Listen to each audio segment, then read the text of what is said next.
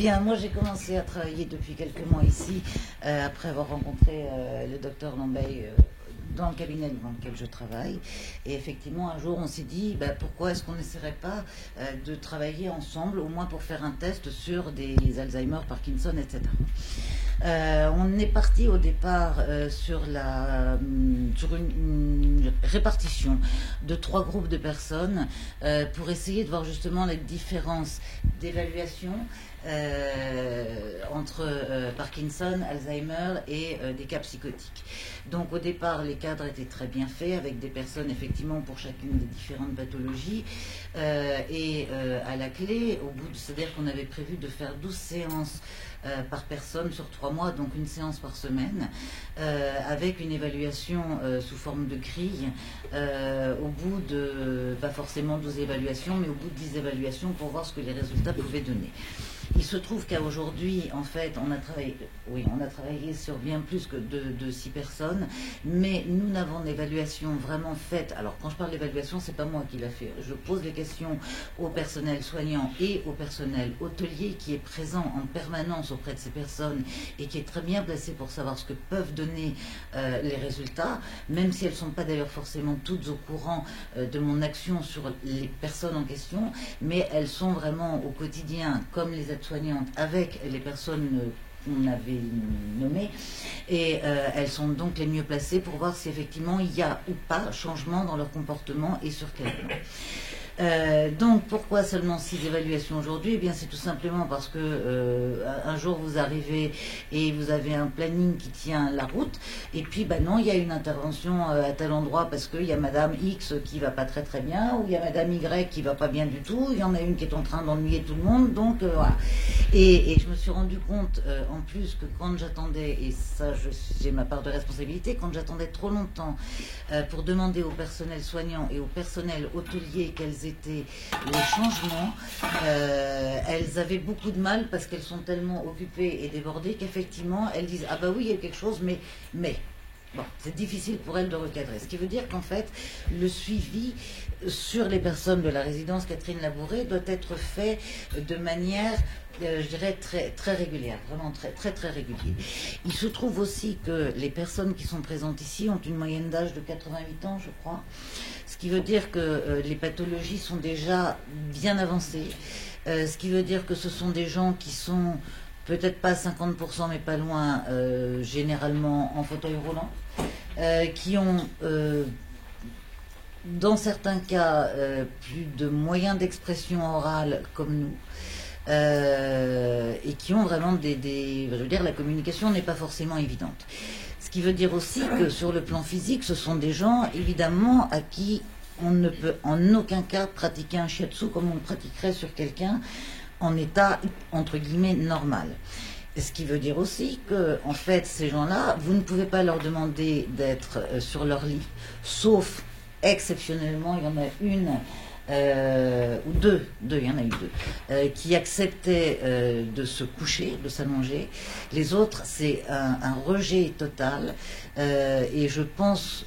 On en a parlé d'ailleurs il n'y a pas très longtemps, que effectivement le fait de demander à ces personnes de s'allonger, ça veut dire je suis malade ou ça veut dire je vais mourir. Donc je me trouve à travailler avec des gens qui sont soit assis sur leur fauteuil, soit assis dans un fauteuil roulant. Et quand je dis assis dans un fauteuil roulant, c'est pas assis, c'est souvent avachi, complètement tordu. Ce qui veut dire qu'il y a certaines parties du corps auxquelles je n'ai jamais accès. Le dos, impossible. Certaines parties des bras, impossible. L'empoucou, j'essaie toujours d'y glisser une main, j'y arrive, mais pas comme j'aimerais le faire. Et les jambes, eh ben, c'est pareil, c'est ce qu'on peut. Donc on travaille sur des gens en prenant ce que les gens nous donnent, sans forcément le vouloir d'ailleurs, mais en tout cas ce qui est accessible. Et en adaptant véritablement un shiatsu qui n'a rien à voir avec le shiatsu académique qu'on peut apprendre. Ce qui n'empêche qu'on a des résultats qui sont parfois très étonnants et parfois remarquablement encourageants, notamment au niveau du comportement, sur le plan psychique. Et je vais vous montrer rapidement les résultats sur les 6 évaluations. Alors c'est un peu chantier mon dossier. Je l'ai fait, j'ai regroupé, sachant que ce sont donc 3 Alzheimer. Nous avons établi avec le docteur Lambeil une grille d'évaluation en essayant d'être les plus concises, enfin de manière ponctuelle, pas ponctuelle d'ailleurs dans le temps, concise et précise.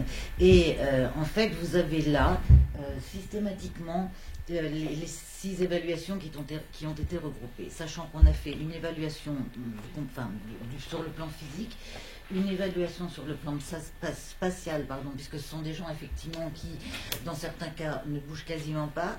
Dans certains cas, ce sont des gens qui sont vraiment déambulants, c'est-à-dire que c'est jour et nuit, voilà. Et puis de temps en temps, c'est quelqu'un qui effectivement va déambuler, mais en étant perdu. Rajoutons à cela le fait qu'il y a quand même pas mal de personnes qui sont atteintes aussi de surdité et certaines qui sont aussi un peu miro. Donc c'est vrai que pour les déplacements, ça n'aide pas forcément. Mais on est quand même là pour essayer de faire quelque chose. Donc plan physique, plan spatial et plan psychique. Sur le plan physique, on est parti bêtement, mais c'est quand même très important, sur le plan de l'appétit. Il se trouve que 3 des personnes qui ont été évaluées sont parties d'un appétit qui était moyen. Moyen, ça ne veut pas dire au-dessus je veux dire, si vous regardez mon tableau, et c'est là où je pense qu'il faut qu'on vérifie quelque chose, on a marqué pas d'appétit, moyen, petit. En fait, donc, on pourrait dire logiquement, c'est pas d'appétit, petit, moyen et grand. Bon, il y a une petite coquille, on va dire. Donc, on est parti, en tout cas, si on remplace moyen par petit, du petit pour arriver, non pas au bon, mais on est quand même sur la pente qui va vers le bon. Et on est parti, alors là effectivement comme j'ai fait ça, j'avais pas de règle, c'est pas tout à fait droit, mais la ligne des gens qui sont partis du correct est restée correcte. Ce qui veut dire que de toute façon, encore une fois clairement, le shiatsu ne fait aucun mal et que dans certains cas effectivement ça apporte une amélioration sur le plan en tout cas de l'appétit. Au niveau du sommeil, parce qu'il y en a certaines effectivement qui vont déambuler la nuit ou qui vont partir se coucher, il y en a certaines qu'on va retrouver assises et endormies dans la chambre de quelqu'un d'autre. On est parti, alors là on voit aussi nettement, il y en avait une, si vous prenez celle qui est tout en bas, c'est une femme qui est restée à un état stable. Il y en a une qui est en bleu, qui est partie d'un état d'altération entre léger et moyen et qui est restée sur ce plan-là. On a une personne qui est partie d'une altération moyenne du sommeil pour aller vers du mieux, même nettement mieux. Et on est parti d'une personne qui était vraiment dans l'insomnie la plus totale, de 2 personnes, pardon, la ligne noire qui est tout en haut, qui sont parties de l'insomnie la plus totale pour aller vers une altération moyenne du sommeil. Donc là encore, un progrès. Sur le plan de l'état de santé en général, sachant qu'évidemment je ne suis pas médecin, qu'évidemment il n'est pas question que j'envisage une seule seconde de pouvoir soigner, mais effectivement on voulait voir s'il pouvait y avoir une interaction entre le shiatsu et l'état général de ces personnes. Il y en a 3 qui étaient dans un relativement bon état de santé qui sont restés.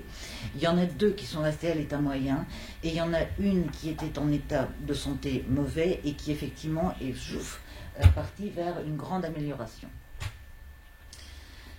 Sur le plan spatial, alors encore une fois, ce sont des gens qui perdent le sens de l'orientation. Et effectivement, si on regarde bien, il y en a 4, en fait personne n'a bougé. C'est-à-dire que leur corps dans l'espace et le positionnement où je me trouve et comment je suis et où je suis, c'est resté exactement sur le même plan. Donc là, aujourd'hui, vraiment pas de problème. Sachant quand même qu'il y en a une qui ne se déplace pas parce qu'elle n'y voit rien. Donc,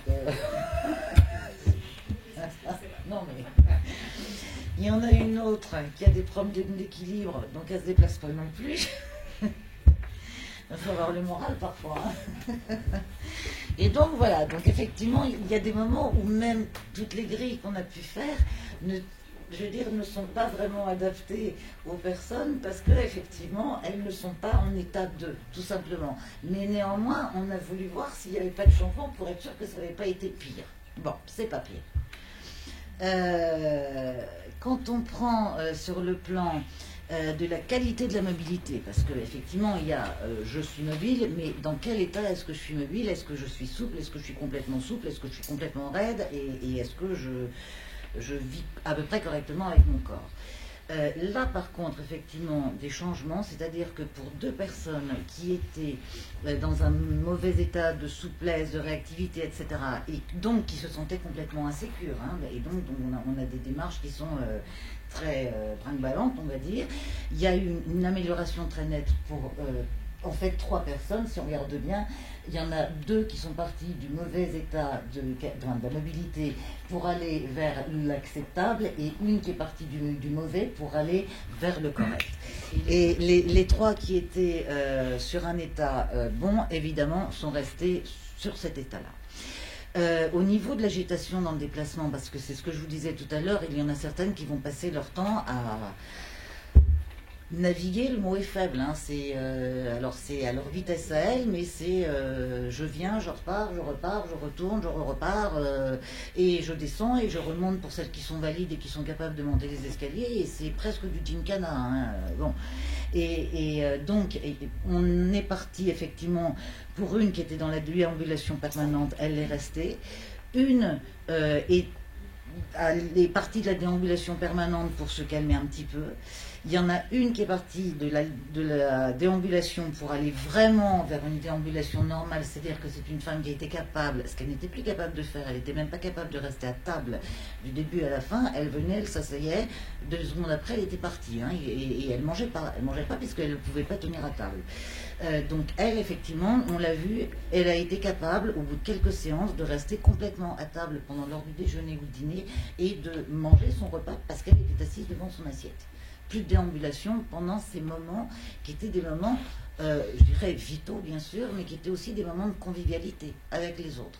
Parce que, faut pas oublier de le dire, les femmes, je dis des femmes parce que c'est 99,9% de la population, hein, les femmes qui sont là et qui déambulent sont des femmes qui s'isolent ou qui sont isolées complètement du reste de la population.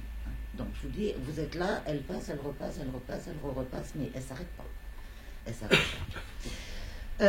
Sur le plan psychique, on est parti, alors effectivement il y en a une qui a un résultat négatif, mais qui a été, je ne sais plus, c'était Madame Andrés, elle a été malade à un moment, et effectivement à partir du moment où elle a eu vraiment un coup sérieux sur le plan de la santé, c'est parti un petit peu dans le mauvais sens. Sinon, effectivement, on est parti d'une anxiété, et c'est là où le shiatsu a vraiment un effet qui est important sur tout ce type de critères-là. L'anxiété est pratiquement toujours en phase descendante quand on fait un shiatsu à quelqu'un. Encore une fois, on reviendra sur les conditions du shiatsu tout à l'heure et du temps qu'on peut passer pour faire un shiatsu, mais c'est quand même très efficace. Ce qui est encore plus efficace, c'est sur le plan de la colère et de l'irritabilité. Tout simplement parce que ce sont des femmes qui, effectivement, pour celles qui n'ont pas encore le cerveau totalement touché, vous leur parlez, elles veulent vous répondre et elles ne peuvent pas. Et vous les voyez qui se mettent en colère et qui sont vraiment, mais profondément malheureuses, et c'est bien le malheur, enfin la sensation de tristesse et d'impuissance qu'elles ont à s'exprimer qui les met en colère. Donc elles sont en colère d'abord contre elles-mêmes, parce que je peux pas, j'arrive pas à sortir 3 mots, ou alors je veux dire la bouteille et je dis la bouvie, enfin je veux dire ça part dans tous les sens, et elles s'en rendent compte, et ça les rend vraiment, oui, vraiment en colère. Et évidemment, du coup, la colère, ça peut se retourner aussi vers les autres. Et là, effectivement, sur ce plan-là, on a vu, et notamment, il y a des cas qui sont parfois extrêmes, mais on voit vraiment la colère qui... Alors, c'est pas frappant forcément à tous les coups, mais ça joue quand même. Sur le plan de l'humeur générale, là aussi, j'avais oublié le plan relationnel. Là aussi, c'est important. Effectivement, on va voir certaines femmes qui vont être en permanence dans la dépression, dans la tristesse, et puis il y en a d'autres qui vont être en train de sourire. Alors ici, coup de chance, il y en avait 3 qui étaient souriantes au départ et qui sont restées souriantes pendant tout le temps. Il y en a deux qui sont partis de la profonde tristesse pour aller vraiment très avant, je dirais, et qui sont allés vers un comportement, une humeur normale, avec des sourires, des rires, etc. Et puis il y en a une qui est en bleu, mais c'est effectivement la personne qui a été malade, donc elle qui est effectivement restée, je dirais, stable sur ce plan-là. Plan relationnel, puisqu'effectivement ce plan-là est très important, puisqu'elles sont séparées de leur famille, de leurs amis, et elles se retrouvent dans un cadre avec d'autres personnes, mais qu'elles voient quand même au quotidien. Donc ce sont aussi bien les autres résidents que toutes les personnes du personnel, que ce soit le personnel soignant ou le personnel hospitalier. Alors, au niveau de la communication orale, c'est clair, le shiatsu, ça ne leur permet pas de mieux parler. Maintenant, effectivement, on s'est rendu compte que dans certains cas, elles étaient, et ça peut paraître extraordinaire comme résultat, capables, au bout de quelques shiatsu, de sortir 3 mots de suite qui faisaient une phrase. Et moi, je sais qu'un jour, j'en ai parlé à Dominique en lui disant, j'ai vu Madame X, et elle m'a dit toc toc toc, et Dominique m'a regardé et me dit, mais ça fait 3 mots. Je dis oui, mais ça fait une phrase, tu te rends pas compte? Non, je me rendais pas compte. Donc effectivement, quand on arrive à faire en sorte, quand on arrive, je suis pas sûre que ce soit uniquement moi, c'est même sûr que c'est pas uniquement moi, mais quand on a affaire à des personnes qui n'arrivent pas à sortir un mot et qu'à un moment elles en sortent 3 et que ça ressemble à une phrase, on se dit super, parce qu'elles-mêmes sont heureuses aussi profondément de se rendre compte qu'elles ont pu exprimer quelque chose et que l'autre entendait et comprenait sans chercher, sans répondre, même avec beaucoup de gentillesse. Oui, j'ai compris. Au niveau de la communication gestuelle et comportementale, parce que effectivement, dans certains cas, on peut avoir des gens qui peuvent être brutaux. Ça ne marche pas à tous les coups, c'est pas vrai à tous les coups, mais effectivement, il y a des gens qui n'auront absolument pas l'idée d'aller vers l'autre, de tendre la main à l'autre ou d'aider l'autre. Une aide-soignante qui va essayer d'aider, de laver, ou quelqu'un du personnel hôtelier qui va essayer d'aider une résidente à manger ou à s'habiller, va parfois se heurter à en tout cas, un mur, pas forcément, mais à une absence de l'autre. Donc difficulté, parce que effectivement, comme les corps sont en plus raidis, c'est pas toujours évident d'habiller, de mettre un gilet, de faire bouger, de lever, etc. Et là, il se trouve qu'effectivement, on s'est rendu compte qu'au bout de quelques séances de shiatsu, les résidentes avaient tendance à retendre la main et à aller à nouveau vers l'autre. Alors, c'est peut-être pas grand-chose, c'est peut-être presque rien, mais c'est quelque chose d'énorme. Et bien évidemment, ça va porter au niveau de l'accueil de l'autre. Il y a des résidentes qui ne supportaient pas que quelqu'un vienne vers elles. Je parle du personnel, bien sûr, et je peux vous assurer que pourtant, elles ne sont pas toutes parfaites, mais personne ne l'est. Mais elles font quand même des efforts pour être au plus près des gens. Et il y en a certaines qui sont vraiment, vraiment mieux accueillies comme un chien dans un jeu de quilles. Et effectivement, là aussi, on a vu vraiment des progrès assez étonnant de oui, j'accepte que tu sois en face de moi et que tu viennes m'apporter ou me dire un mot, ou etc. Et je souris. Et je vais moi aussi vers toi. On en arrive au dernier point, je dirais, de l'évaluation, où là, en fait, ça va être très rapide parce que les personnes du personnel ont beaucoup de mal à répondre. On a, alors sur le plan de l'apaisement, bon, ce qui est logique d'une manière globale, effectivement, si vous avez quelqu'un qui n'est plus en colère, qui est beaucoup moins anxieux et qui se sent mieux physiquement, évidemment, c'est quelqu'un qui va se sentir plus apaisé. Bon, donc là, les résultats sont normaux. Harmonie, corps, esprit, bien-être, je me dis que nous avons peut-être été un petit peu présomptueuses avec Dominique, et donc, voilà, on n'a aucune réponse là-dessus, parce que c'est pas possible. Ça n'est vraiment pas possible. Au niveau de la mémoire immédiate et au niveau de la mémoire ancienne, alors là, on se heurte, je dirais, à une difficulté qui nous échappe, à savoir que, d'abord, quand elle parle, on ne comprend pas forcément. Il y en a certaines qui parlent, et qui parlent beaucoup, mais c'est dans un patois. Donc, la mémoire ancienne revient, puisque c'est du patois, mais moi je suis désolée, je ne connais pas le patois d'Auvergne. Donc, bon. Mais de temps en temps, on entend un mot, et on entend un prénom, et quand j'en parle, ou quand Dominique en parle à la famille, et moi j'en parle à certaines infirmières, ah bon, elle t'a parlé, ou elle vous a parlé de... Oh ben, ça fait des mois qu'elle disait plus le prénom, ou qu'elle disait plus le nom. Donc, il y a des des flashs, c'est peut-être encore un grand mot, mais de temps en temps, il y a une petite étincelle qui ressurgit, en tout cas qui est exprimée, que nous ne pouvons rattacher à rien, parce que nous ne connaissons pas l'histoire ou que les grandes lignes qu'on veut bien donner aux médecins. Mais en dehors de ça, moi, quand quelqu'un me dit l'action française au milieu d'une phrase, me dit l'action française, alors j'écris après l'action française et Dominique me dit je vais aller voir auprès de la famille. Parce qu'on se dit il y a peut-être quelque chose là, mais il y a des choses qui ressortent. Mais nous, on ne peut absolument et en aucun cas les rattacher à quelque chose de l'histoire de ces personnes. Voilà. Et puis il y a peut-être de temps en temps des choses cachées qui sortent, qui ne devraient pas être non plus... Bon, quand on vous parle d'une épée, d'un fourreau, ça va encore, mais quand il y a certains prénoms qui sortent, on se dit, oui, ça peut être un peu délicat aussi parfois. Voilà pour ce qui concerne le shiatsu. Encore une fois, malheureusement, que 6 évaluations, et je suppose que vous en avez d'autres à donner. Tu veux dire quelque chose? Oui, tu as oublié quelque chose. Bien sûr. Moi Au niveau de l'évaluation de l'anxiété, il y a un point quand même très important pour nous médecins, c'est qu'on a été obligé de diminuer la dose d'anxiolytique pour une personne. Et donc, elle était au bout de la 3e séance, je crois, elle était complètement ensuquée. Et on s'est dit, c'est pas possible, qu'est-ce qui s'est passé? Et donc, on a levé le pied, on a divisé la dose en 2, avec l'accord du médecin traitant, parce qu'on a mouillé tout le monde, bien évidemment. Sylvain ne vous a pas dit, mais on a demandé à la famille l'autorisation. On a fait toutes les grandes précautions. Ils ont été tous très charmés de cette histoire. Ils en connaissaient quelquefois, parfois, ce que c'était ou pas.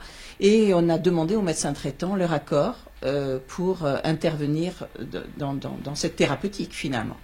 Et donc, pour une personne, on a enlevé, et elle ne l'a toujours pas repris, alors que les séances de shiatsu sont arrêtées. Et je l'ai vue tout à l'heure dans le couloir avec sa fille.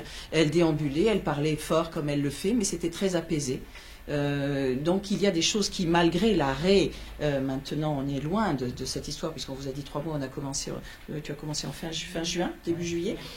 Donc pour ces personnes, c'est ce groupe de cet été, et ça dure encore. Parce que ça aussi, c'était la question qu'on s'était posée, est-ce que ça va durer? Des gens, des familles qui venaient, qui nous disaient, il s'est passé quelque chose. Alors moi, je n'étais pas au courant si Sylvain avait commencé ou pas. Et en effet, Sylvain avait commencé, donc il y avait 2 séances. Et la famille avait remarqué que dans la relation à l'autre, puisque c'est cette fonction de relation, il s'était passé quelque chose, donc elle était plus présente. Donc il y a des choses, c'est évident.